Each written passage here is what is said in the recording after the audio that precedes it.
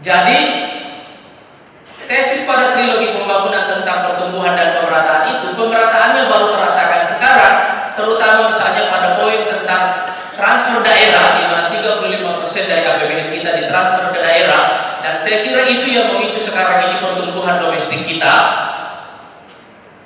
dan itu juga yang menyebabkan kenapa ekonomi kita relatif bergeliat, itu karena faktor redistribusi dalam kekayaan nasional kita ini relatif jauh lebih baik.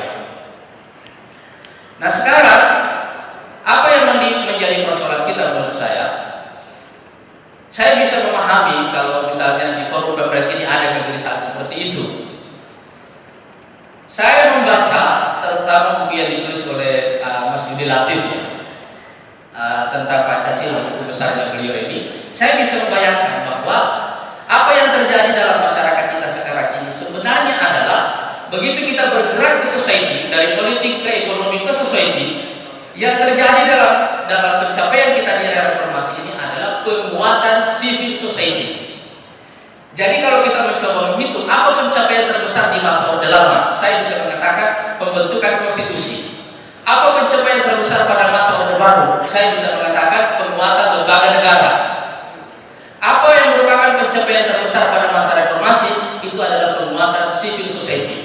Dan pradata utama pada penguatan civil society ini, yang pertama adalah partai politik, yang kedua adalah media, yang ketiga adalah kelompok-kelompok LSM.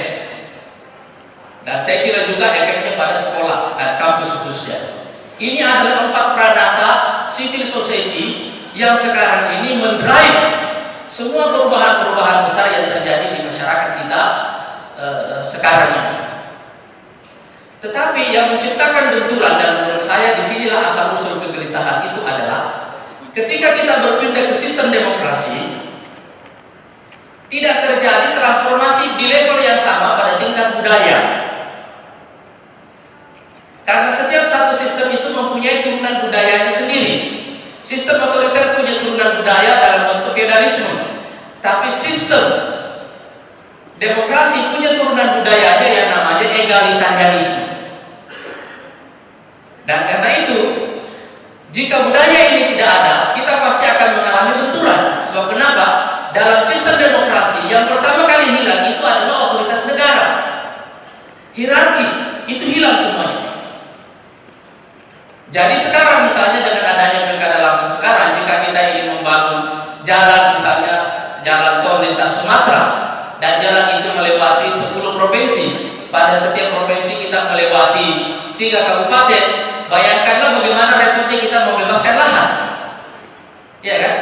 Karena Anda harus deal dengan 30 bupati yang semuanya terpilih secara langsung, dan Anda harus deal dengan 10 gubernur yang semuanya terpilih secara langsung dan tidak punya utang budi ke presiden, apalagi ke menteri PU. Dia tidak punya utang budi itu. Jadi sekarang pertanyaan besar bagi negara dalam situasi ini adalah bagaimana sebuah negara bekerja dengan situasi less authority, more responsibility. Lebih sedikit otoritasnya, tapi lebih banyak tanggung jawabnya. Karena itu menurut saya kekuatan utama negara di sini bukanlah pada otoritasnya, tetapi terutama pada idenya, dan yang kedua pada kulturnya. Budaya manajemen dalam pemerintahan ini yang menurut saya perlu kita rubah. Sebab jika Anda harus, walaupun kelihatan presiden, coba Anda lihat secara horizontal, otoritasnya dipotong oleh DPR misalnya dalam hal budget, secara vertikal sebagiannya sudah diambil alih oleh gubernur dan bupati. Jadi pada dasarnya organisasi ini flat.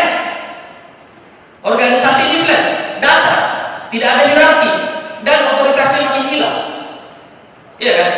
Dalam situasi seperti ini, bagaimana Anda bisa bekerja? Bagaimana Anda bisa mengkoordinir semua kekuatan ini dalam satu irama yang sama?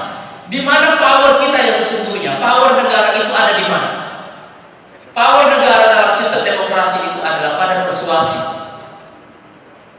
Dan persuasi itu artinya apa? Budaya. Dan karena itu menurut saya faktor yang paling utama yang akan menentukan masa depan kita ke depan, dan inilah yang saya kira ini adalah mindset saya tentang gelombang ketiga yang akan dihadapi oleh Indonesia. Gelombang ketiga ini dicirikan oleh munculnya masyarakat baru di Indonesia dengan 5 ciri utama. Yang pertama, populasi Indonesia didominasi oleh orang-orang muda, terutama yang berumur 45 tahun ke bawah. Yang kedua, mereka berpendidikan bagus. Yang ketiga, berpenghasilan bagus. Dan yang keempat, mereka well connected, terkoneksi dengan baik dan di dalam dan di luar. Dan yang terakhir, mereka adalah native democracy. Mereka adalah warga negara asli demokrasi. Dan karena itu, faktor utama yang akan mendrive perubahan kita ke depan menurut saya itu ada dua. Satu adalah faktor demografi dan satu lagi itu adalah faktor budaya. Saya kira yang dipertanyakan di sini adalah semua tuntutan untuk kembali menggagas kembali haluan bangsa ini adalah upaya untuk menghidupkan collective mind di dalam masyarakat kita, tetapi masalahnya adalah sistemnya berubah dan sebenarnya collective mind ini menurut saya bisa kita pertahankan. Saya membuat sebuah survei kecil tentang lanskap nilai baru masyarakat Indonesia dan saya menemukan bahwa muncul sebuah nilai baru dalam masyarakat Indonesia sekarang ini, khususnya di kelompok kelas menengah yang mengimbangi dua nilai lama kita. Yang pertama adalah tradisi, yang kedua adalah gotong royong. Ini adalah dua nilai lama kita. Sekarang muncul dua nilai baru yang mengimbangi ini, nilai lama ini.